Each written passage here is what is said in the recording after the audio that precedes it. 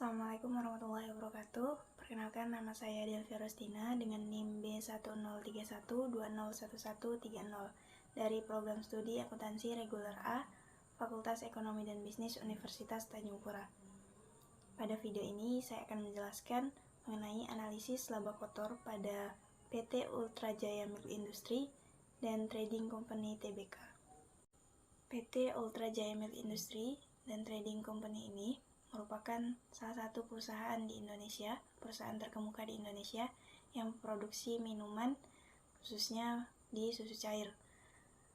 Pada awal berdirinya, industri ini hanya sebatas industri rumah tangga yang didirikan oleh salah seorang pengusaha Tionghoa yang bernama Ahmad Prawijaya pada tahun 1958 di Bandung, Jawa Barat. Kemudian seiring berjalannya waktu, perusahaan ini mengembangkan produksinya seperti yang kita kenal sekarang, berbagai produknya, misalnya seperti teh kotak, ultrasari kacang hijau, atau jenis susu UHT lainnya. PT Ultra Jaya Milk Industry dan Trading Company memiliki visi, yaitu menjadi perusahaan industri makanan dan minuman yang terbaik dan terbesar di Indonesia, dengan senantiasa mengutamakan kepuasan konsumen, serta menjunjung tinggi kepercayaan para pemegang saham dan mitra kerja perusahaan. Dan PT Ultra Milk Industry and Trading Company ini juga memiliki misi, yaitu menjalankan usaha dengan dilandasi dengan kepekaan yang tinggi untuk senantiasa berorientasi kepada pasar atau konsumen, dan kepekaan serta kepedulian untuk senantiasa memperhatikan lingkungan, yang dilakukan secara optimal agar dapat memberikan nilai tambah sebagai wujud pertanggungjawaban kepada para pemegang saham.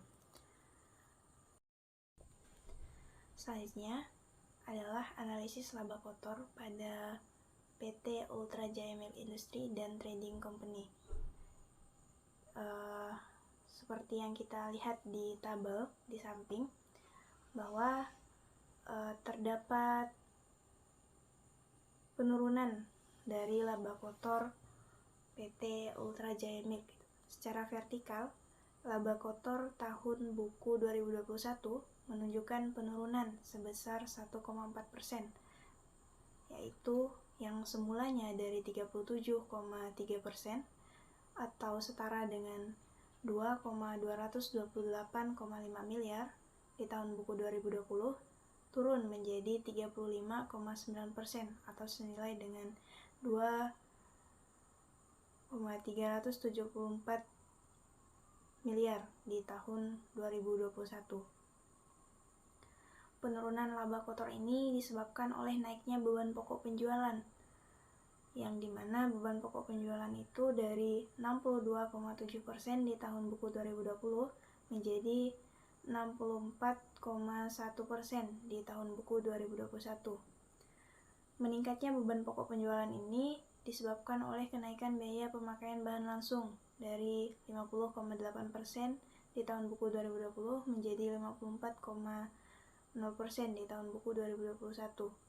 Nah, secara horizontalnya, laba kotor tahun buku 2021 mengalami kenaikan sebesar 6,6% atau senilai dengan 146,4 miliar dibandingkan dengan tahun buku 2020. Nah, sebuah studi penelitian terhadap lebih dari 13.000 pengusaha membuktikan bahwa margin laba kotor rata-rata untuk perusahaan retail yaitu sebesar 53%. Nah, tapi margin laba kotor bisa sangat bervariasi tergantung dari jenis produknya. Misalnya untuk produsen mobil dan truk, rata-rata margin laba kotornya harus kuartal akhir tahun 2020 adalah sekitar 14%. Nah, begitu juga bervariasi untuk jenis-jenis produk lainnya.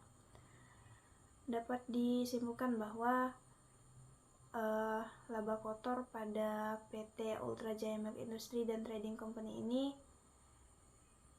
rendah ya, karena tidak mencapai 50% dari konsep tersebut. Maka bila margin laba kotor perusahaan tidak mencapai 50%, maka dapat dikatakan terdapat masalah dalam biaya produksi atau harga pokok penjualannya yang belum tertangani dengan baik, karena margin laba kotornya masih di bawah 50%. Kemudian, margin pendapatan laba kotor yang tinggi ini menunjukkan bahwa suatu perusahaan menghasilkan uang yang banyak dari suatu produknya. Sedangkan margin laba kotor yang rendah berarti harga jual barang atau jasa tidak jauh lebih tinggi daripada biayanya. Adapun tujuan dari analisis laba kotor ini, khususnya untuk PT Ultra Jaya Milk Industry dan Trading Company ini adalah untuk mengetahui penyebab turunnya harga jual, untuk mengetahui penyebab naiknya harga jual, untuk mengetahui penyebab turun atau naiknya harga pokok penjualan, dan untuk mengetahui penyebab naiknya harga pokok penjualan. Nah, adapun manfaat dari analisis laba kotor ini, khususnya di PT Ultra Jaya Milk Industry dan Trading Company, pada perusahaan ini dapat menjadi bentuk pertanggungjawaban di bagian penjualannya. Dalam artian, dengan laba kotor ini, dengan analisis laba kotor ini dapat menjadi bahan-bahan pertimbangan untuk pengambilan keputusan ke depannya. Dan dengan analisis laba kotor ini juga menjadi salah satu alat ukur untuk menilai kinerja manajemen dan sebagai menentukan kebijakan manajemen ke depan yang baiknya bagaimana.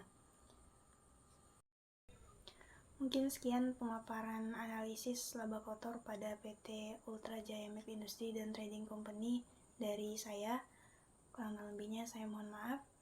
Wassalamualaikum warahmatullahi wabarakatuh.